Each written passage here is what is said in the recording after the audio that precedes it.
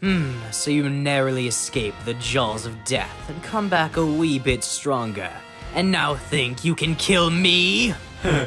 Yeah.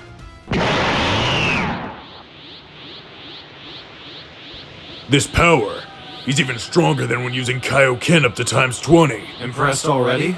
I'm only about as strong as you are now, Piccolo. But I'm not done yet. Kaioken! He just activated a ×100. His body will be torn apart in seconds. This shouldn't even be possible. I've only got about 5 minutes before Otherworld takes me back. So let's make this quick.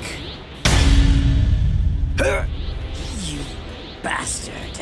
I hope that hit was worth it, because you're going to die for— Yes, Frieza, kill me, because that worked so well for you last time. Shut up. And just like that, I'm still standing. You've lost, accept it with some dignity, and die! Wait, no. This isn't my full power.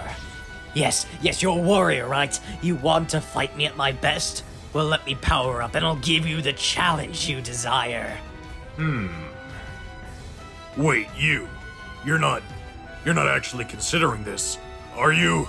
He's a tyrant. Oh, no, not at all. But I do have a different idea in mind. You would then suddenly place your hand on Frieza's head, going into his mind and seeing his past, his present, as well as his future. Reading his thoughts, discovering his secrets, understanding everything there is to know about Frieza, as well as what might happen in the future if you were to let him go. If I kill you here, you come back a few years later a lot stronger. Although, if I let you go, you come back a little stronger with your daddy. I have a better idea. You would use all of your remaining energy, all of the power you have, as well as all of the energy you gain from using Kaioken. You would use it to cast a spell on Frieza, linking your life to his. You telepathically contact Yama, telling him to put you through the reincarnation cycle. You have a plan, and if everything works out right and you're able to willpower your way through, you should come back just with a slightly younger body. Well, slightly might be downplaying it a bit. You'll basically be like Piccolo Jr. after what happens to King Piccolo. Only problem is you're not a Namekian, so the aging up process will take a little bit longer. Shouldn't be a problem though, as long as Frieza also gets reincarnated. There's no way they'd be able to put him through the regular process. The only reason it worked with Boo is because Kid Boo didn't really have a consciousness. He was kinda just a being that wanted to kill everything, and Frieza isn't that simple. But since his life is linked to yours and you're doing this willingly, he would also be forced to reincarnate, although he has no idea what's going on. So he can't pull off the same trick that you are now and King Piccolo did before you. Back on Namek though, as a burst of cosmic energy comes rushing past you and Frieza, gulping you up and sucking you back into Otherworld to do as I just explained, everyone would be mightily confused, although King Kai would step in to explain, telling everybody everything they need to know about the reincarnation process and what you did to start it with Frieza, although there is a bit more to go on, especially what they need to do now. First off, he recommends using the Dragon Balls they gathered before Guru bites the dust. That way they can wish back all of your memories. Guru would enter the telepathic link, asking not only for them to hurry up with their wish, as he probably won't be able to hold on for much longer, but also that when they return home, use their Dragon Balls to wish back everybody killed by Frieza and his men. Piccolo assures him that was already the plan, and seeing as Dende is still alive in this story, he would summon Porunga. The first wish is obviously to have all of your memories restored once you're brought back to the world of the living, although the second wish is to return Guru back to his youth. This would also bring back all of the power that Guru lost through old age, and in turn means that Porunga is more powerful and can grant more complex wishes. And so for their third, they bring back all of the Namekians killed by Frieza and his men without having to return to Earth to do it. And with that done, everybody would then board their spacecrafts and head back to Earth, although who's on each ship would change a little. That way all of the fighters can get some gravity training in, while Bulma and Dr. Briefs would be able to relax on a ship where people aren't constantly fighting. After getting back to Earth, Bulma would wonder where you are. Yeah, you were reincarnated, although that should mean you're here somewhere, but nobody can track down your energy signature. Maybe you're just too weak to trace, although you should be able to find Capsule Corp since you have all of your memories back. Although it would take a month before anybody actually finds you, 27 days to be specific, as you would be up on Kami's lookout, training in the hyperbolic time chamber. You had a lot of strength you needed to get back, and you also wanted to return to your actual physical age. So after 27 years inside of the Room of Spirit and Time, you would exit now a little bit stronger than at your peak on Namek, with a power level of about 3 million in base, as well as a body that actually fits your age. Now to anyone thinking that you wouldn't be able to spend any more than 3 years in there, you wouldn't exactly be trapped since you can just teleport out whenever you feel like it, and you wouldn't spend even an extra second in there than you had to since you really missed your family. 27 years just straight training, even if you were on autopilot, isn't exactly peak living for anybody that isn't a Saiyan. Once you get back home, Bulma would get upset with you since you were gone for so long, away from her and your daughter, although you explain you kinda had to save the universe and everything, to which she really doesn't have a rebuttal. She's definitely still mad, but she can't exactly argue with you since you did save the lives of literal trillions. It would make her look a little selfish. She gets over it fast though and realizes the defeat of Frieza might be cause for celebration. So the entire family as well as most of the Z fighters would go on a cruise. But this is Bulma we're talking about. It's not going to be any sort of regular Disney cruise. It's going to be one of the most lavish and luxurious things on the planet, since the Briefs family are the most wealthy people in the world, and thus have the best parties. This would also be where a bond forms between Gohan and Baksa, as the two of them are about the same age and would get into some wacky hijinks, kind of like Goten and Trunks. Gohan would explain all of the cool stuff he saw on Namek, and this would get Baksa excited. She's an adventurous kid and wants to see everywhere she can. So with a smile on her face and a twinkle in her eye, she teleports to Namek. This gets you absolutely terrified. She just poofed away. So you immediately scan the entire universe for her energy signature, and after realizing she went to Namek, you would teleport there immediately, explaining to her why that's not exactly the safest thing to do, teleporting to random spots in the cosmos all willy-nilly. She says she's sorry and gets a pouty look on her face, although you tell her to stop faking it. You can literally sense false emotions. So she stands back up tall and defends her actions. She just wanted to see the cool place she never got to go to. You would let out a sigh, finally letting it sink in that she is actually safe, before putting a hand on her shoulder and taking a knee, that way you can look eye to eye. You tell her there's a difference between being reckless and curious. You would also tell her that you've seen most of the universe, and out of all of it, the two most special, awesome, interesting things were her mother and her. She would feel all special for a moment before chuckling out as a Namekian frog would jump onto your shoulder.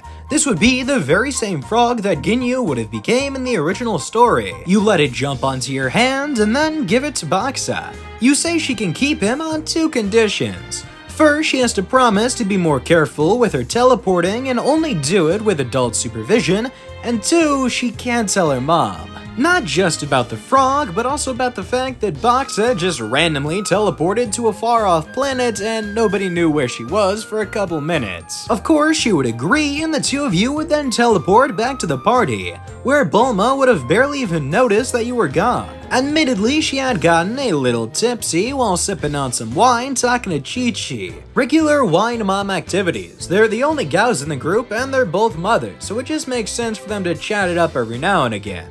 And it's not like Bulma would be worried you or Baksa would get hurt, since you two are practically indestructible by Earth standards. While at the party, Raditz would meet Bulma's sister, Tights, who actually ends up being a pretty good fit for the Saiyan. The two almost immediately hit it off, and after only about 2 hours would retreat back to the living quarters, where they would, play checkers. Eventually, the festivities would be over, but only a couple months later, the group would reconnect, this time to celebrate Raditz's baby shower. That's what happens when you forget some of the rules and leave out a couple pieces.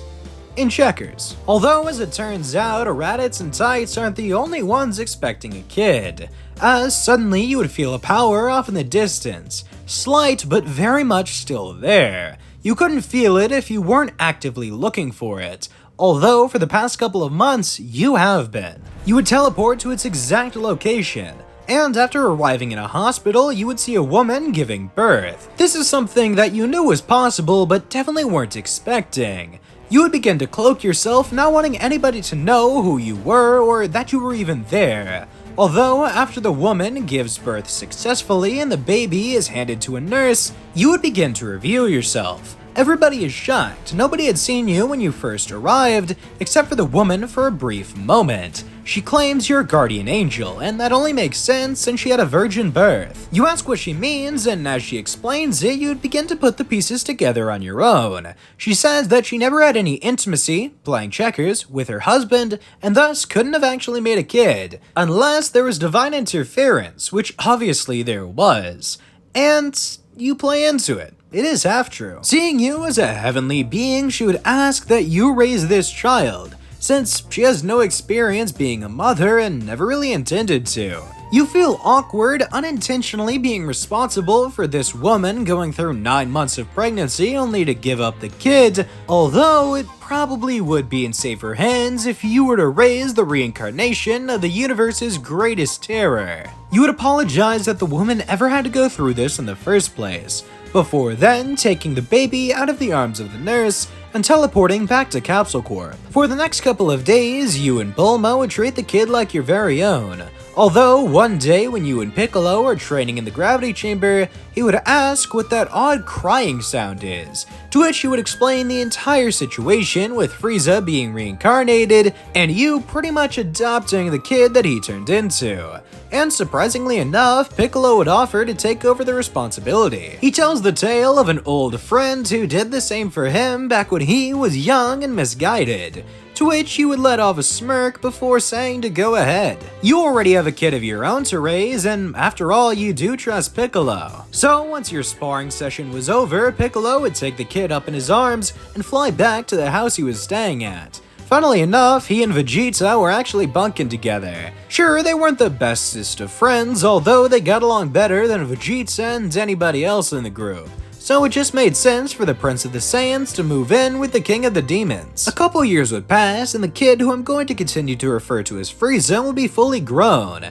Physically, he's only a teenager, although mentally he is an adult. This is probably how the Frieza race grows. You can't be 100% sure, although given what we saw from Dragon Ball Super Broly with Frieza first arriving on planet Vegeta, I'm going to assume this is how this works, and applying it to a human Frieza. Personality-wise, he's very mature.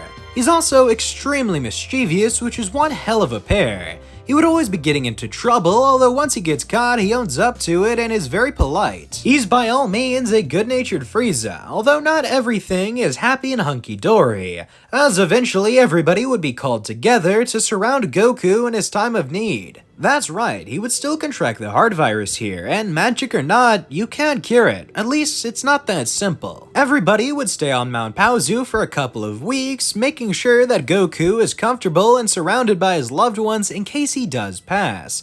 Although, thanks to you, he would be able to survive a lot longer than he did originally. After a while though, there was no more left to be done. You would say that in about 24 hours, Goku is going to pass, so say your goodbyes now. Although Gohan and Bakso would scurry off, seemingly not able to cope with the fact that somebody they looked up to was about to die. Halfway through the day, you would realize that they haven't come back yet, and they're probably not going to get the chance to say goodbye while Goku can still hear them. So you decide to teleport after, seeing where they went. Once you arrive, you're shocked at what you see. Baksan used her magic to increase the size of the Namekian frog, making it a giant monstrous toad. She's riding on its back as it's fighting a massive snake. Gohan is riding Icarus, attempting to fight it off as well. You would fly over, asking Bakso what's going on and why they're fighting a giant snake instead of talking to Goku. He's in his last moments and he'd really like to see them. Although, rather than answering directly, she says that that giant serpent ate the last Dragon Ball.